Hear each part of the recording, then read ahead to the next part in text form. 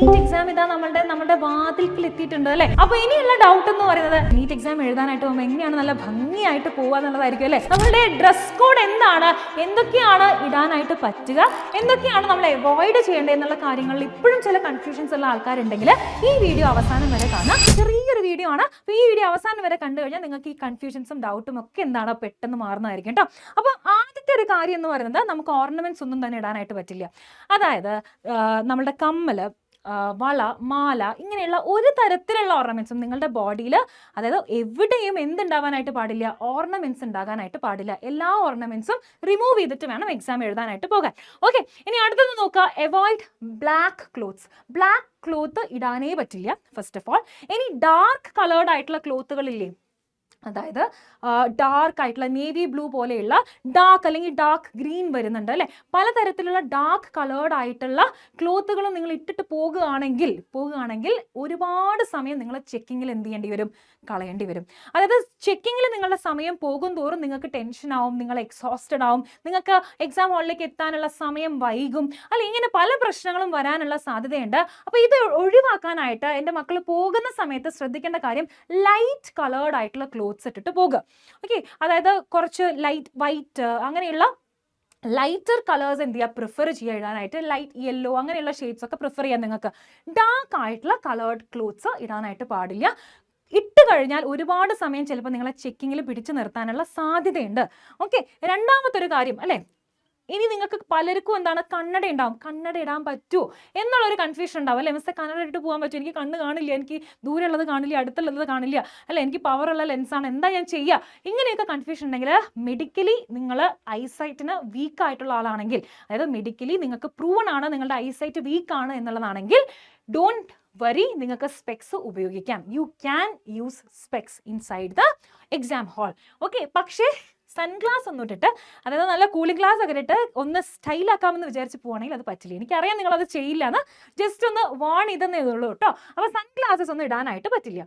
ഇനി ഒരു തരത്തിലുള്ള മെഡിക്കൽ ഡിവൈസസും നിങ്ങൾക്ക് ഉപയോഗിക്കാൻ പറ്റില്ല. അതായത് ഫോർ എക്സാമ്പിൾ നിങ്ങൾ ഇപ്പം കാല് പൊട്ടി, കൈ പൊട്ടി, പ്ലാസ്റ്ററിന്റെ ബാൻഡ് ഇട്ടിട്ട് പോവുക അല്ലെ, കയ്യിൽ ഇങ്ങനെ സ്പ്ലിന്റ് എന്ന് പറഞ്ഞാൽ കൈയുടെ ഈ ഭാഗത്ത് മാത്രം ഇടുന്നതാണ് കേട്ടോ. സ്പ്ലിന്റ് ഇട്ടിട്ട് പോവുക, പ്ലാസ്റ്റർ പാടില്ല, സ്പ്ലിന്റ് പാടില്ല, ഹിയറിംഗ് എയ്ഡുകളൊന്നും പാടില്ല. ഓക്കെ, ഹിയറിംഗ് എയ്ഡുകളൊന്നും പാടില്ല. അല്ലെങ്കിൽ ബ്രേസസ്, നിങ്ങളുടെ പല്ലിലിടുന്ന ക്ലിപ്പ് ഇല്ലേ, അതുപോലും പാടില്ല കേട്ടോ. അപ്പോൾ മെഡിക്കൽ ഡിവൈസസ് ഇതെല്ലാം ഉൾപ്പെടെ ഒന്നും എക്സാം ഹാളിലേക്ക് നിങ്ങൾ കയറുന്ന സമയത്ത് അവർ പെർമിറ്റ് ചെയ്യില്ല. അപ്പോൾ ഇങ്ങനെ വല്ല ബുദ്ധിമുട്ടുള്ള ആൾക്കാരാണെങ്കിൽ അത് മുന്നേ റിമൂവ് ചെയ്തിട്ട് പോവാം. അവിടെ എത്തുമ്പോഴാണ് അറിയുന്നതെന്ന് വെച്ചാൽ നിങ്ങൾ എന്താണ് കുടുങ്ങിപ്പോകും അല്ലേ. അവിടെ എത്തുമ്പം അറിഞ്ഞു കഴിഞ്ഞാലുള്ള പ്രശ്നം എന്താണ്, പിന്നെ അതിൻ്റെ ടെൻഷനായി അല്ലേ, പിന്നെ അത് റിമൂവ് ചെയ്യേണ്ട ടെൻഷനായി, ബ്രേസസ് ഒക്കെ റിമൂവ് ചെയ്യുന്ന കുറച്ച് ടെൻഷൻ ആവാനായിട്ട് തുടങ്ങും അല്ലേ. അപ്പോൾ ബേസിക്കലി ശ്രദ്ധിക്കേണ്ട ഒരു കാര്യം, ഇങ്ങനെയുള്ള ഡിവൈസസ് ഉള്ളവരാണ് ഏറ്റവും കൂടുതൽ ശ്രദ്ധിക്കേണ്ടത്. ബാക്കിയൊക്കെ എന്താണ്, നമുക്ക് അവിടുന്ന് on the spot remove change ചെയ്യാൻ പറ്റും അല്ലേ. പക്ഷേ ഇതെന്താണ്, ഇത് കുറച്ച് ബുദ്ധിമുട്ടുള്ള കാര്യമായതുകൊണ്ട് പ്ലാസ്റ്റർ ഒക്കെ ഓൾറെഡി ഉള്ള ആൾക്കാരാണെങ്കിൽ അതൊക്കെ റിമൂവ് ചെയ്തിട്ട് എക്സാമിനേഷൻ എഴുതാനായിട്ട് ശ്രമിക്കുക കേട്ടോ. ഇനി അടുത്തത് നോക്കുക, ക്ലോത്ത്സ് മെറ്റൽ ബട്ടൺ അടങ്ങിയിട്ടുള്ള ഒരു തരത്തിലുള്ള ക്ലോത്ത്സും പറ്റില്ല. മെറ്റൽ അടങ്ങിയിട്ടുള്ള, ഫോർ എക്സാമ്പിൾ ജീൻസ് അല്ലെ, ജീൻസിനൊക്കെ മെറ്റൽ ബട്ടൺസ് ആണ് വരുന്നത്. അപ്പം മെറ്റൽ അടങ്ങിയിട്ടുള്ള ക്ലോത്തുകൾ അവോയ്ഡ് ചെയ്യാം. മെറ്റൽ ക്ലിപ്പുകൾ വരുന്ന ക്ലോത്ത്സ് എല്ലാം തന്നെ എന്ത് ചെയ്യുക, അവോയ്ഡ് ചെയ്യുക.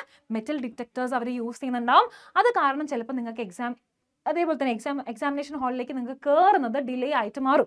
ഓക്കെ, ചെക്കിങ്ങിൽ ഒരുപാട് സമയം ഇവിടെ ഉണ്ടാവും, പോയി പോകും. അപ്പോൾ അത് ഒഴിവാക്കാനായിട്ട് മെറ്റൽ ബട്ടൺസ് എന്ന് പറയുന്നത് ഒരു ബിഗ് നോ ആണ്. Please avoid any dresses with metal buttons. Denim ഡ്രസ്സസിലാണ് കൂടുതലും മെറ്റൽസ് ഉണ്ടാവുക.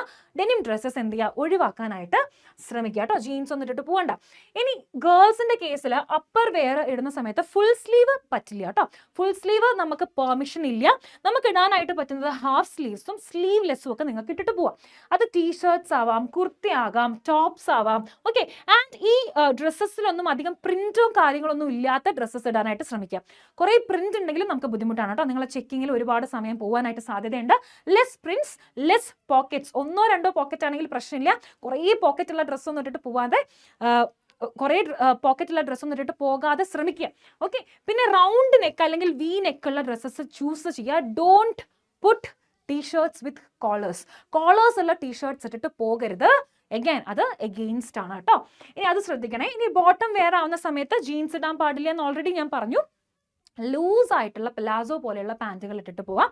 ലൂസ് പാൻസ് എന്താണെങ്കിലും കുഴപ്പമില്ല. ലൂസ് പാൻസ്, ഷോർട്ട്സ് അങ്ങനെയുള്ള കാര്യങ്ങളൊക്കെ നിങ്ങൾക്ക് യൂസ് ചെയ്യാവുന്നതാണ് കേട്ടോ. ലൂസ് ആയിട്ടുള്ള ബോട്ടം വെയർ ആയിരിക്കണം എന്നുള്ളതാണ് മെയിൻ. ഇനി നെക്സ്റ്റ് ശ്രദ്ധിക്കുക, നോ മൾട്ടി ലെയറിങ്.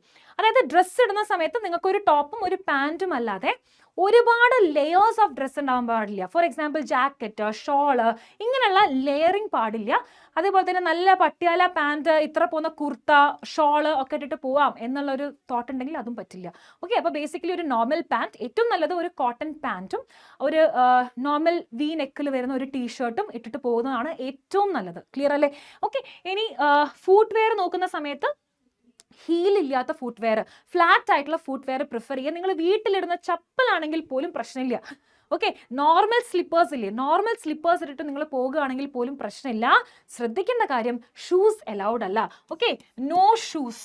ഷൂസ് അല്ലെങ്കിൽ ക്ലോസ്ഡ് ആയിട്ടുള്ള ചെരുപ്പുകൾ ഒന്നും എന്തല്ല, അലൗഡ് അല്ല, നിങ്ങൾക്ക് ഇട്ടിട്ട് കയറാനായിട്ട് പറ്റില്ല. ക്ലിയർ ആണല്ലോ? റെഡി അല്ലേ? മനസ്സിലായി എന്ന് വിചാരിക്കുകയാണ്. ഇനി മെയിൽസിന്റെ കേസിലും ഓൾമോസ്റ്റ് സിമിലർ കാര്യങ്ങളൊക്കെ തന്നെയാണ് വരുന്നത്. അപ്പർ വെയർ എന്ന് പറയുന്നത് ഇതേപോലെ തന്നെ റൗണ്ട് അല്ലെങ്കിൽ വി ഷേപ്ഡ് ആയിട്ടുള്ള ടീഷർട്ട്സ് ഇടാം. കോളർ ഉണ്ടാവാൻ പാടില്ല കേട്ടോ. ഷർട്ട്സ് ഇടുമ്പോഴും സൂക്ഷിക്കണം. ഫുൾ സ്ലീവ് ആയിട്ടുള്ള ഷർട്ട്സ് ഒക്കെ അവോയ്ഡ് ചെയ്യാനായിട്ട് ശ്രമിക്കുക. അതേപോലെ തന്നെ ബട്ടൺസ് വരുന്നുണ്ടല്ലോ, ബട്ടൺസ് വരുന്നത് മെറ്റൽസ് ആകാതെ നോക്കുക. ഓക്കെ, കോളറുള്ള ഡ്രസ്സുകൾ ഇടാതെ. പിന്നെ കോളർ ഇടാൻ പറ്റില്ല. ഷർട്ട്സ് ഇടുമ്പം അടുത്തൊരു ബുദ്ധിമുട്ടെന്ന് പറയുന്നത് എന്താണ്? കോളറാണ് അല്ലേ? അപ്പം ടീഷർട്ട്സ് പ്രിഫർ ചെയ്യുക. കുട്ടികൾ, ആൺകുട്ടികളാണെങ്കിൽ ടീഷർട്ട്സിൽ റൗണ്ട് അല്ലെങ്കിൽ വി നെക്കുള്ള ടീഷർട്ട്സ് പ്രിഫർ ചെയ്യുക. ബാക്കി ഇതെല്ലാം നിങ്ങൾക്കും അതേപോലെ തന്നെയാണ്. ബോട്ടം ആണെങ്കിലും ബോയ്സിന്റെ കേസ് ആണെങ്കിലും സെയിം ആണ്. Loose pants, loose cotton pants plus അല്ലെങ്കിൽ നിങ്ങൾക്ക് എന്താണ് ലൂസ് ട്രൗസേഴ്സ് ഉപയോഗിക്കാവുന്നതാണ്. ബട്ടൺസും കാര്യങ്ങളും ഒന്നും ഉണ്ടാവാൻ പാടില്ല. ജീൻസ് ഉപയോഗിക്കാനായിട്ട് പറ്റില്ല കേട്ടോ ബോയ്സിന്റെ കേസിലും. ഇനി ബോയ്സിന്റെ കേസിലും ഷൂസ് ഇടാനായിട്ട് പറ്റില്ല. വീട്ടിലിടുന്ന ചപ്പലിട്ടിട്ട് പോവുക, അതാണ് ഏറ്റവും നല്ലത് കേട്ടോ. വീട്ടിലിടുന്ന ചപ്പലിട്ടിട്ട് പോകുന്നതാണ് നമുക്ക് ഏറ്റവും നല്ലത്. വലിയ ബുദ്ധിമുട്ടില്ലാതെ എന്ത് ചെയ്യാം, അവിടുന്ന് ചെക്കിങ് കഴിഞ്ഞ് ഉള്ളിലോട്ട് എക്സാമിനേഷൻ ഹാളിലോട്ട് നിങ്ങൾക്ക് കടക്കാനായിട്ട് സാധിക്കും. അപ്പം ഇതൊക്കെയാണ് നിങ്ങൾ ശ്രദ്ധിക്കേണ്ട മേജർ തിങ്സ് റിഗാർഡിങ് ഡ്രസ്സിങ്. അപ്പം എൻ്റെ മക്കൾ എങ്ങനെയാണ് പോകേണ്ടത്? നിങ്ങൾ പോകുന്ന സമയത്ത് ഒരു ഓർണമെന്റ്സും ഇടാതെ, ഓക്കെ, ഓർണമെന്റ്സ് ഒന്നും തന്നെ ഇല്ലാതെ, ഒരു തരത്തിലുള്ള മെറ്റലും ബോഡിയിൽ ഇല്ല എന്നുള്ളത് ഉറപ്പ് വരുത്തി.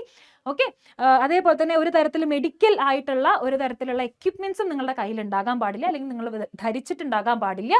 ലൂസ് ആയിട്ടുള്ള ഒരു ടീഷർട്ടും ഒരു കോട്ടൺ പാൻറ്റും, ടീഷർട്ട് കോളേർഡ് ആവാൻ പാടില്ല. ഫ്രീ ആയിട്ട് റൗണ്ട് അല്ലെങ്കിൽ വി നെക്കിലുള്ള ടീഷർട്ട്സ് നിങ്ങൾക്ക് ഉപയോഗിക്കാം. കോട്ടൺ ടീഷർട്ട്സ് ഉപയോഗിച്ച്, കോട്ടൺ പാൻസ് ഉപയോഗിച്ച്, ഫ്ലാറ്റ് ആയിട്ട് വീട്ടിലിടുന്ന ഒരു സ്ലിപ്പർ പോലെയുള്ള ചെരുപ്പിട്ടിട്ട്, ഓക്കെ, അഡ്മിറ്റ് കാർഡും നിങ്ങളുടെ എടുത്തിട്ട് പോയി കഴിഞ്ഞാൽ വേറെ ഒന്നും നിങ്ങൾക്ക് ടെൻഷൻ അടിക്കേണ്ട കാര്യമില്ല. ഓക്കെ, അതല്ലാതെ വേറെ എക്സ്ട്രാ അഡീഷണൽ ആയിട്ട് എന്തെങ്കിലും നിങ്ങൾക്ക് ഡൗട്ട്സ് ഉണ്ടെങ്കിൽ എന്ത് ചെയ്യാം, ഇപ്പം ഇത്രയും കാര്യങ്ങൾ നമ്മൾ ഡിസ്കസ് ചെയ്തു. ചിലപ്പോൾ ഈ ഡിസ്കസ് ചെയ്ത കാര്യങ്ങളിൽ പുറമെ നിങ്ങൾക്ക് ഈ ഡ്രസ്സിങ്ങിലോ അല്ലെങ്കിൽ എന്തെങ്കിലും മെറ്റീരിയൽ എടുക്കുന്നതിലോ എന്തെങ്കിലുമൊക്കെ ഡൗട്ടുകൾ ഉണ്ടെങ്കിൽ ഓക്കെ, നിങ്ങൾക്ക് എന്ത് ചെയ്യാം, പെട്ടെന്ന് തന്നെ ഈ വീഡിയോയുടെ താഴെ നിങ്ങൾക്ക് അത് കമൻറ്റ് ചെയ്യാവുന്നതാണ്. ഞാൻ കമൻറ്റുകൾ റീഡ് ചെയ്യുന്നതായിരിക്കും. ഞാൻ കമൻറ്റിനനുസരിച്ച് നിങ്ങൾക്ക് എന്താണോ ചെയ്യേണ്ടത് എന്നുള്ള കാര്യം അവിടെ പറഞ്ഞു തരുന്നതായിരിക്കും കേട്ടോ. സോ യെസ്, അപ്പോൾ ഇത്രേ ഉള്ളൂ. ഇതാണ് നിങ്ങൾ ശ്രദ്ധിക്കേണ്ട മേജർ കാര്യങ്ങൾ. ഇതെല്ലാം ശ്രദ്ധിച്ചു പോയി കഴിഞ്ഞാൽ നല്ല ഈസി ആയിട്ട് പോയി ചെക്കിങ്ങിലൊന്നും അധികം പെടാതെ വേഗം എക്സാമിനേഷൻ ഹാളിലോട്ട് എൻ്റർ ചെയ്ത് ടെൻഷൻ ഫ്രീ ആയിട്ട് എക്സാം എഴുതിയിട്ട് വരാം. So yes, this is me Aarathi signing off. Tata, bye bye, take care, all the very best.